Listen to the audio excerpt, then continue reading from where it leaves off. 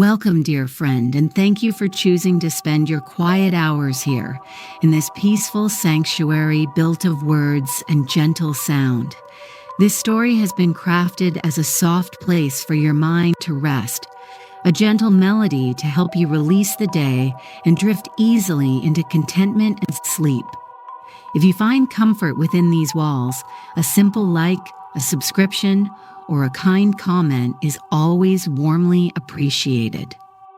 Tonight, we will be visiting the Solarium of Forgotten Melodies, a great glass house where old songs bloom as warm, pulsing flowers of light. Step inside, where the very air hums with a gentle chorus and the pathways are soft with moss. Here you are invited to find a deep and abiding stillness, a quiet respite where you need only breathe and listen and be at peace. Chapter 1. The Glass House on the Hill. The path to the valley was one that discouraged hurry. It was a simple track of pressed earth, winding not in the most efficient way, but in the most pleasant, following the gentle suggestions of the land itself. For Reese, each step was a quiet release, a loosening of knots of haste that had gathered without notice. The air, which had started the day with a crisp edge, now softened as the sun climbed higher, carrying on its currents the scent of wild thyme crushed underfoot and the distant clean smell of a spring-fed creek.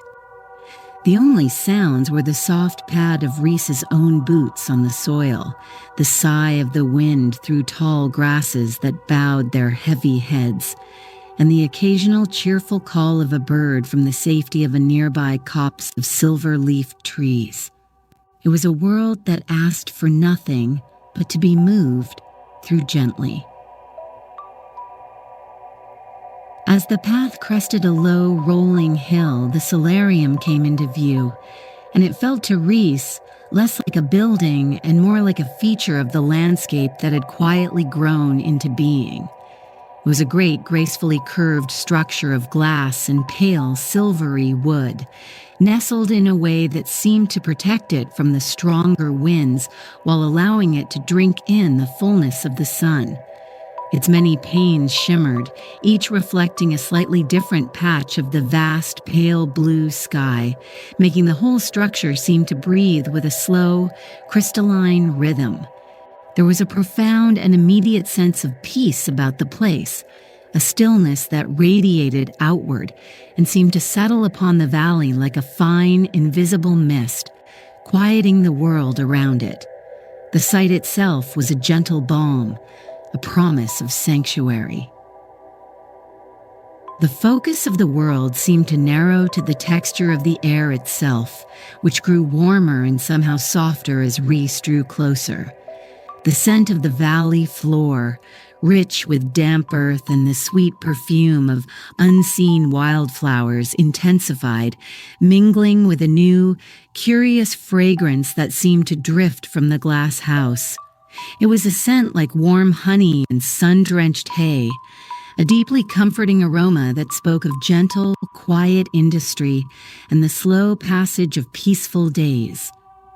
Reese felt the warmth on the skin, a delicate caress that was as tangible as the fine wool of a familiar shawl, wrapping itself around weary shoulders and inviting a long, slow exhalation of breath.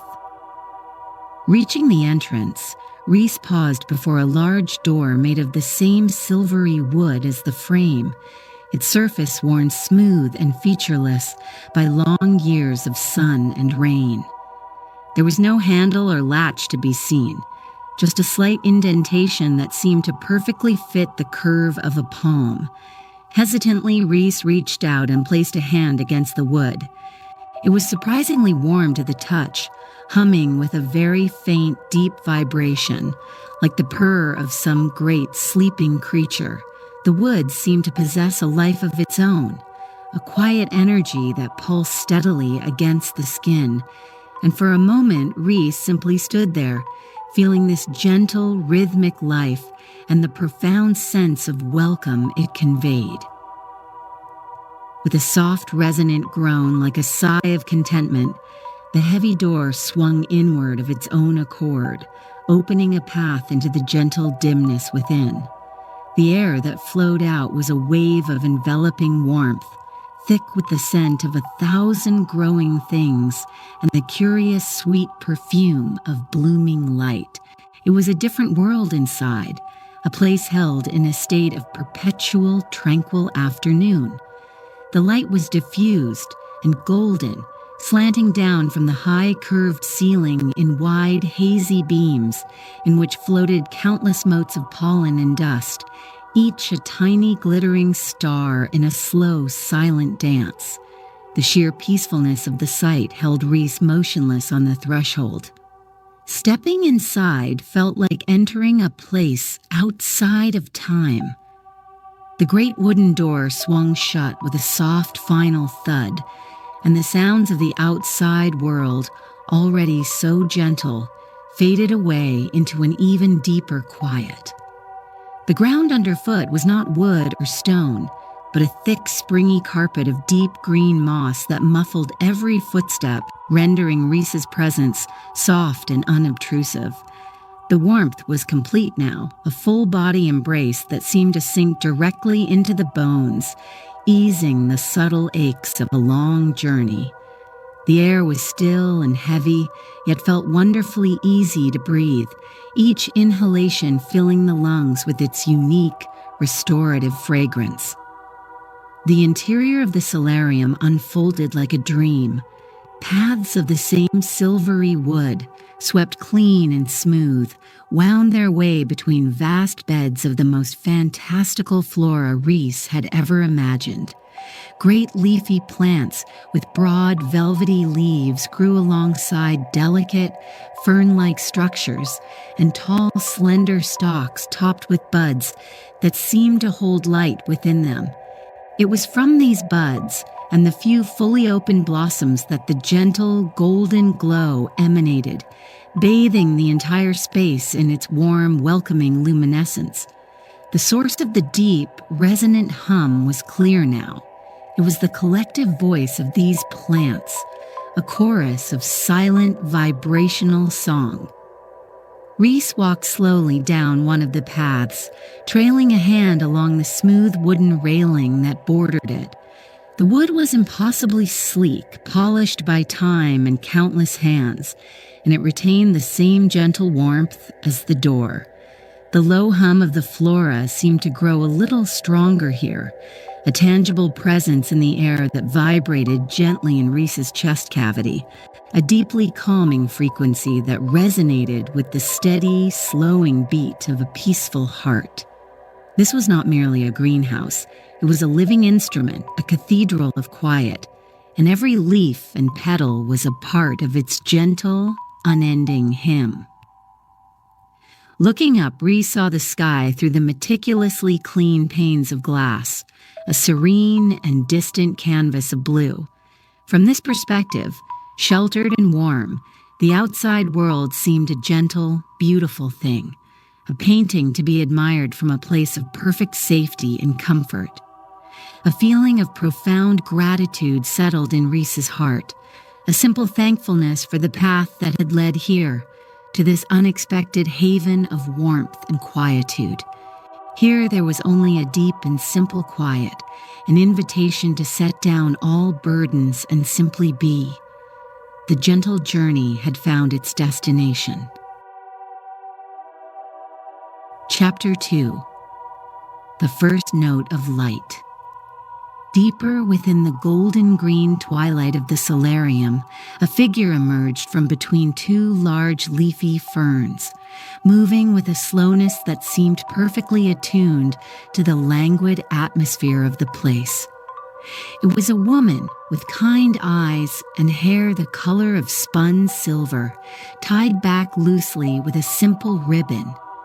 She held a small copper watering can in one hand, its surface glowing with a soft, rosy sheen in the ambient light.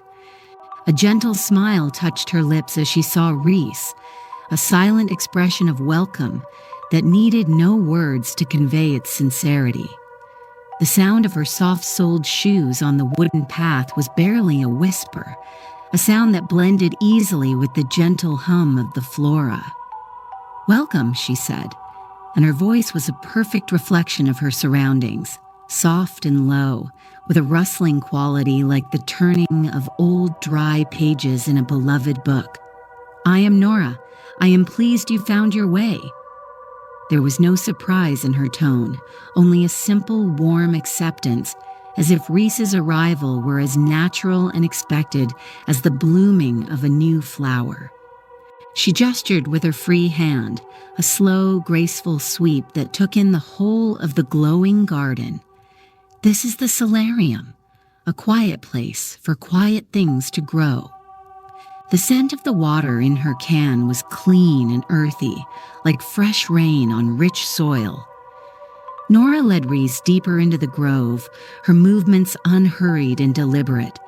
She pointed to the various plants, the lumina flora as she called them. "Each one holds a song," she explained softly, her voice a gentle murmur against the steady hum of the space. "Old tunes that the world has mostly forgotten. They do not sing with sound, but with this." She paused beside a tall stalk at the top of which sat a closed bud, pulsing with a faint silvery blue light. "They sing with warmth and with color." As she spoke, she gently touched a leaf of the plant, her fingers tracing its smooth, cool surface with a familiar tenderness. She guided Reese to a smaller, quieter corner of the solarium, where a single nascent bloom grew in a simple clay pot. Its leaves were a pale, fresh green, and from the very center of the plant, a tiny bud pulsed with a timid, warm white light, like a sleepy firefly. "This one is just beginning its melody," Nora said, her voice dropping to an even softer whisper. "It needs simple care, gentle attention. Perhaps you would like to tend to it while you are here." It was an offer made with such unassuming kindness that it felt less like a task and more like a gift, an invitation to participate in the gentle magic of the place. Reese reached out a hand, hovering it just above the small plant. A distinct, delicate warmth radiated from the tiny, pulsing bud, a feeling as gentle as the breath of a sleeping bird. The warmth was profoundly comforting, a living heat that seemed to travel up the arm and settle in the center of the chest, spreading a sense of deep, liquid calm. Reese looked at Nora, whose eyes held a serene understanding, and gave a simple, grateful nod. The texture of the air around the small plant seemed thicker, softer, charged with its quiet, hopeful energy and a scent like fresh milk and warm bread. Nora showed Reese the simple ritual of care. The water was drawn from a large clay cistern in the corner, and it was cool and clear, smelling of clean earth and minerals.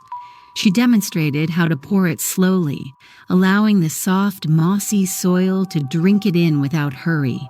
"Just a little each day," she murmured. "They do not like to be rushed."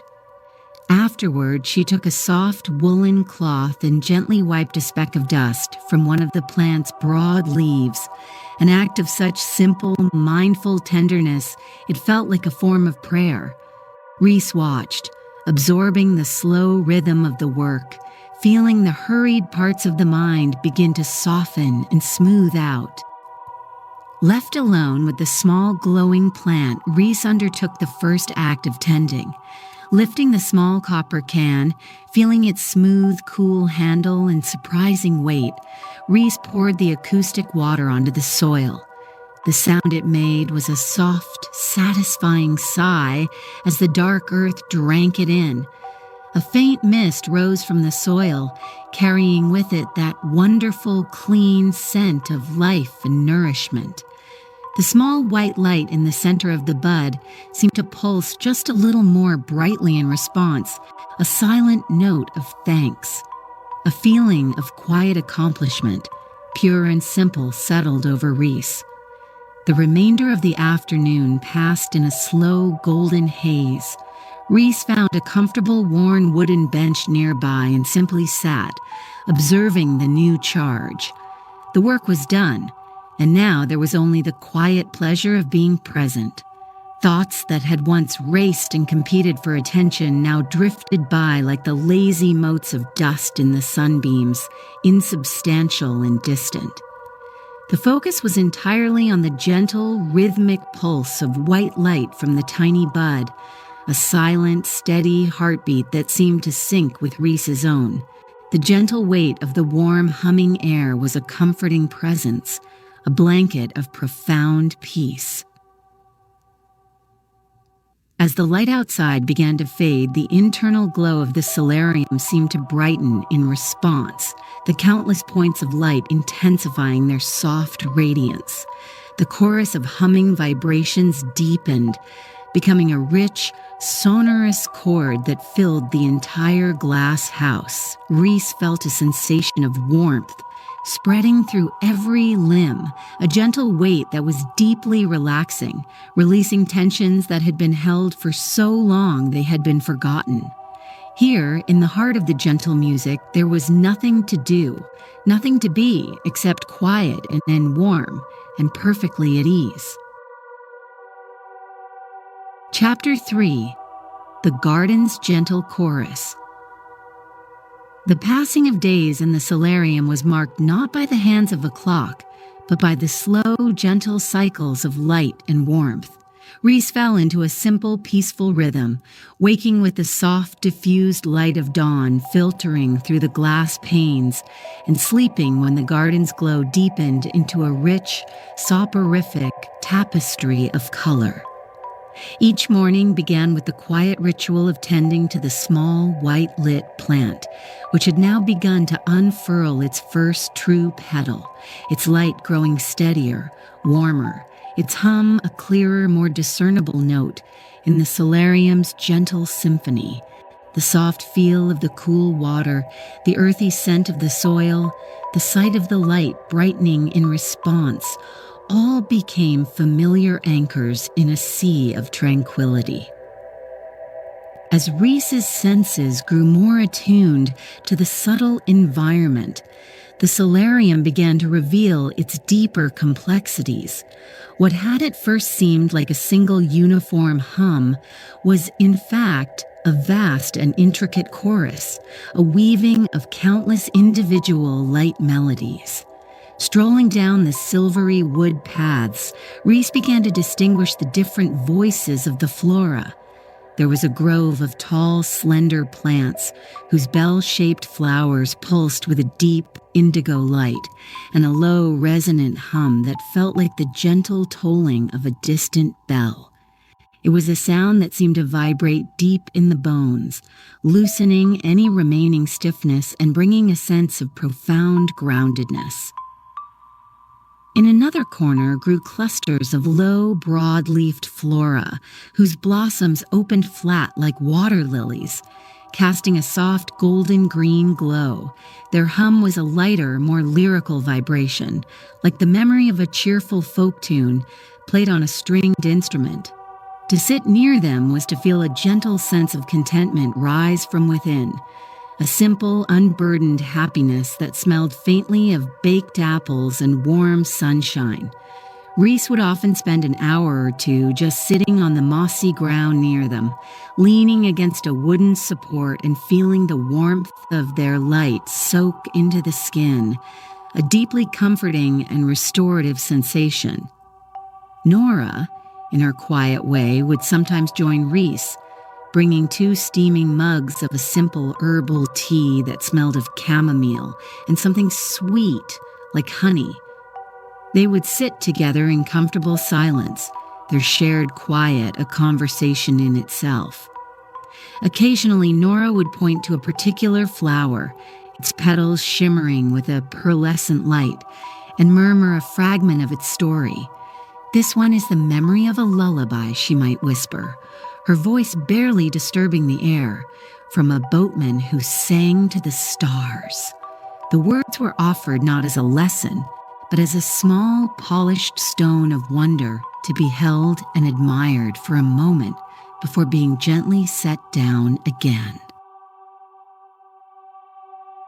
One afternoon, a soft rain began to fall outside. The sound on the great glass roof was not a sharp patter, but a soft rhythmic drumming, a percussive whisper that added a new layer to the garden's chorus. The light within the solarium seemed to soften even further, the colors of the lumina flora becoming richer and deeper against the gray backdrop of the world outside. Reese sat on a bench near the tall indigo blooms, watching the rivulets of water chase each other down the panes of glass, distorting the green hills into a beautiful, flowing painting. The sound of the rain and the deep resonant hum of the flowers merged into a perfect sleep-inducing harmony. The air grew heavy with the scent of ozone and wet earth from outside, a clean, fresh smell that mingled with the warm, honeyed fragrance of the glowing blossoms. Reese felt the body grow heavy with relaxation, the limbs feeling weighted and pleasantly loose. The mind, free from any need to plan or worry, drifted in the sensory bath of light, sound, and scent. Thoughts became soft-edged and indistinct, losing their urgency and dissolving into the peaceful atmosphere. It was a state of pure being, a deep and meditative presence that felt as natural as breathing. Reese learned to listen not just with the ears, but with the whole body. The vibrations of the different melodies could be felt through the soles of the feet on the wooden paths, a tingling, pleasant sensation. The warmth of the different colored lights could be felt on the skin, each with its own unique character, some feeling like the warmth of a hearth, others like the gentle heat of the morning sun. It was a language without words, a form of communication that bypassed the intellect and spoke directly to the heart, conveying nothing but peace, contentment, and a profound sense of safety. The small white flower under Reese's care continued to grow, its single unfurled petal now glowing with a steady, pure light. Its melody was simple, a single clear note of warmth and quiet joy. Tending to it was no longer a task but a quiet conversation, a daily moment of connection that was deeply rewarding in its simplicity. The plant, in its silent way, seemed to be thriving on the gentle attention, and Reese, in turn, thrived on the profound and simple peace that came from providing it. The garden and the gardener were nurturing each other in a perfect, gentle cycle. As evening settled, the rain ceased, leaving the world outside washed clean and glistening. Inside, the chorus of the solarium reached its nightly crescendo, a symphony of warm, living light that held the darkness at bay. Reese lay on a thick, soft mat on the floor, looking up at the countless points of light, a universe of gentle stars in a warm and fragrant sky. With each slow breath, Reese felt a deeper letting go, a surrender to the perfect tranquility of the moment, drifting effortlessly on the gentle humming currents of light and sound toward a deep and dreamless sleep. Chapter 4. Weaving Harmonies. The concept of time continued to soften, its sharp edges dissolving into the warm, luminous air of the solarium. Reese's awareness was now so deeply immersed in the gentle rhythms of the glass house that the world outside seemed a distant, half-remembered dream. The singular focus of each day was the garden, its needs simple and its rewards immeasurable. The small white flower had now unfurled a second petal, its light growing from a single note to a soft two-part harmony, a gentle chord that smelled faintly of clean linen and warm milk, a scent that was profoundly comforting and redolent of simple, peaceful domesticity. One morning, Nora approached Reese with a soft smile, her hands cupped around a small, empty clay pot. "I believe you are ready to learn a different kind of tending," she said, her voice a gentle invitation, not just to nurture a single song, but to help them sing together. She led Reese to a section of the solarium where dozens of smaller lumina flora grew in individual pots, their lights a varied palette of soft pinks, gentle lavenders, and warm, buttery yellows. Sometimes, Nora explained, a melody feels a little lonely. It blooms more brightly when it has a friend nearby. The art she called weaving harmonies was one of subtle observation and gentle intuition. There were no rules, no complex techniques to master. It was simply the practice of listening, truly listening, to the feel of the different light songs. Nora demonstrated by picking up a small pot containing a flower that pulsed with a soft, steady pink light, its hum a warm, consistent drone. She held it for a moment, her eyes closed, as if sensing its character. Then she slowly moved it next to another pot, one whose light was a shy, pale lavender that flickered with a slightly quicker rhythm. As the two pots were set side by side, a remarkable thing happened. The two distinct hums, the steady drone and the gentle flicker, did not clash or compete. Instead, they seemed to find a common rhythm, their vibrations mingling in the air to create a new, more complex resonance, a chord that felt wonderfully complete and balanced. The two lights also responded, the steady pink softening slightly while the lavender flicker grew more confident, its light becoming a steadier pulse. Together, they created a small aura of rose gold light that was deeply pleasing to the eye and felt on the skin like the warmth of a perfect sunrise. Nora gestured for Reese to try. The task felt momentous, yet wonderfully simple. Reese studied the collection of small potted songs, letting the senses guide the way. A particular bloom, one with a buttery yellow light that felt cheerful and bright, seemed to call for attention. Its hum was light and airy, like the trill of a flute. Holding the pot, feeling its smooth, earthy texture and the gentle vibration in the palms, Reese walked slowly along the benches, sensing the melodies of the other plants. There was no pressure to get it right, only the quiet encouragement of the garden itself. Reese's intuition led to a plant with a soft sea green glow, whose hum was a low, flowing murmur, like the sound of a distant, gentle surf. It seemed an unlikely pairing, the bright flute and the deep sea. Yet, as Reese placed the yellow flower next to the green one, their melodies intertwined in a way that was surprisingly beautiful. The bright trill of the yellow light seemed to float atop the deep murmur of the green, creating a harmony that was both uplifting and grounding at once. The mingled light they cast was a soft, pale lime, and the air around them smelled of salt and citrus, a clean and invigorating fragrance. A deep sense of peaceful, creative joy filled Reese. This was not about controlling or arranging, but about facilitating connection, about being a quiet conduit for beauty. The rest of the day was spent in this meditative state, slowly and thoughtfully moving the small pots, pairing a deep, sonorous crimson with a light silvery chime, a warm orange glow with a cool, quiet blue. Each successful pairing created its own small pocket of unique atmosphere, a tiny symphony of light, warmth, and scent. The solarium became a gallery of these gentle, living collaborations. Thoughts of self, of past and future, had no place in this work. The mind was wholly occupied with the present moment, with the texture of a clay pot, the specific warmth of a color of light, the subtle shift in resonance as two harmonies met.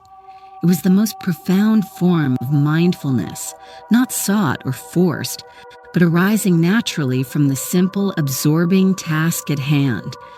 The body felt light and purposeful, moving with a new, slow grace that echoed Nora's own. Every muscle was relaxed, every breath was deep and even. As evening approached, Rhys stood back to observe the day's gentle work. The benches were now filled with small, harmonious groupings, each pair or trio of plants creating a beautiful, unified whole. The collective hum of the solarium felt richer, more intricate than ever before, a complex tapestry of interwoven melodies that was endlessly fascinating and deeply soothing. Nora stood beside Rhys, her presence a warm and approving silence. "You see," she said softly after a long, comfortable moment, "the garden is happy when it sings together." And in the warm, glowing air, Rhys felt a happiness that was just as simple and just as profound. Chapter 5. The Melody Carried Forth. The time for departure arrived as gently and naturally as a tide turning. There was no sense of an ending, only of a transition, a quiet shift in the flow of things. Rhys awoke one morning with a feeling not of sadness, but of serene completeness, a sense that the deep well of quiet within had been filled to the brim.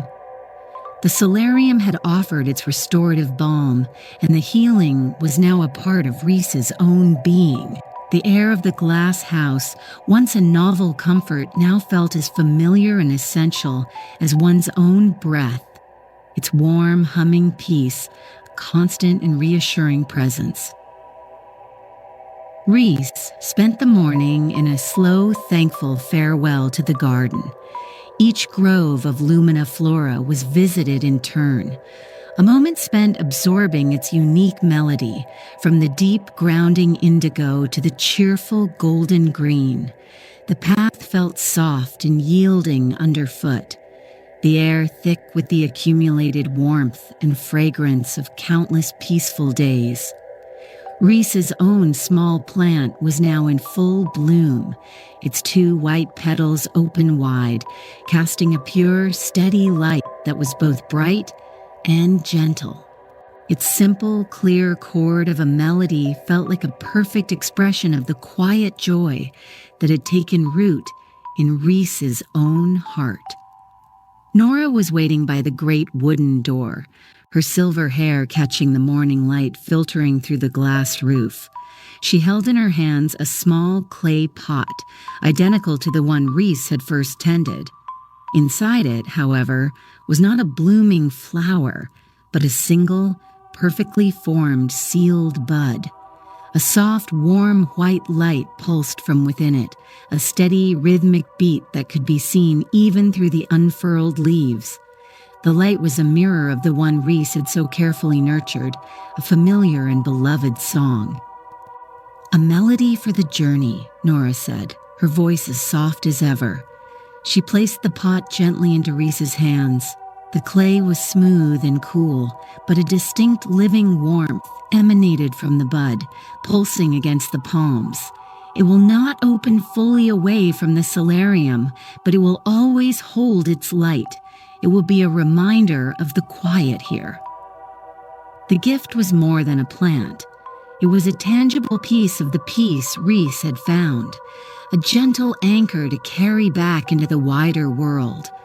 The faint hum of the bud was a private song, a promise of continued tranquility. Rhys held the pot carefully, feeling the gentle, rhythmic warmth seep into the skin. Words of thanks felt too small, too clumsy for the gratitude that filled the heart.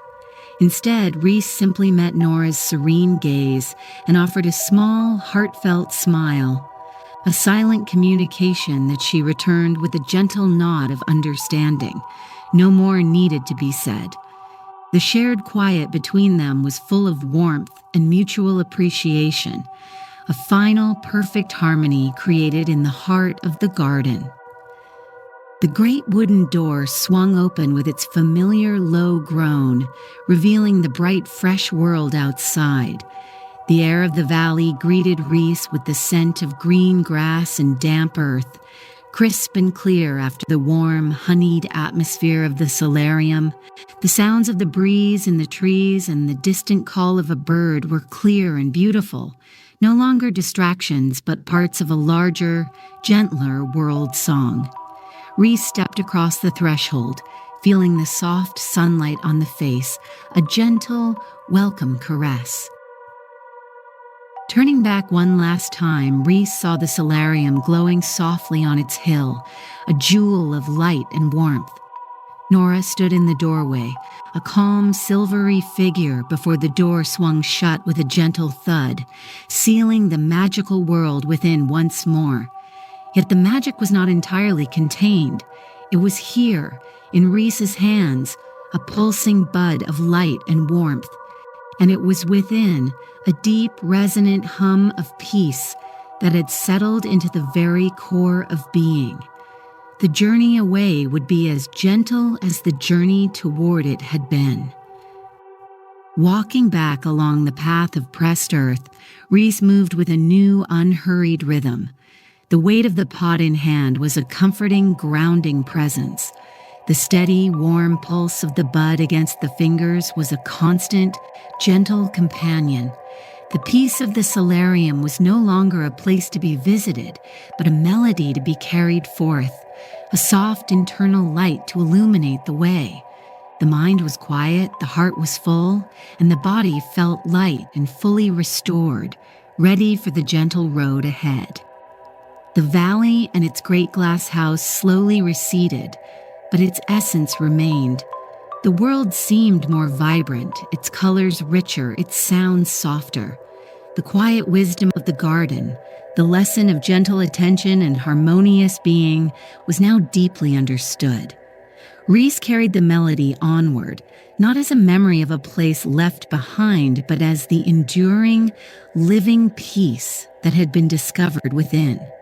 The soft hum of the bud was a quiet promise that this profound calm would remain, a gentle guiding light for all the days to come.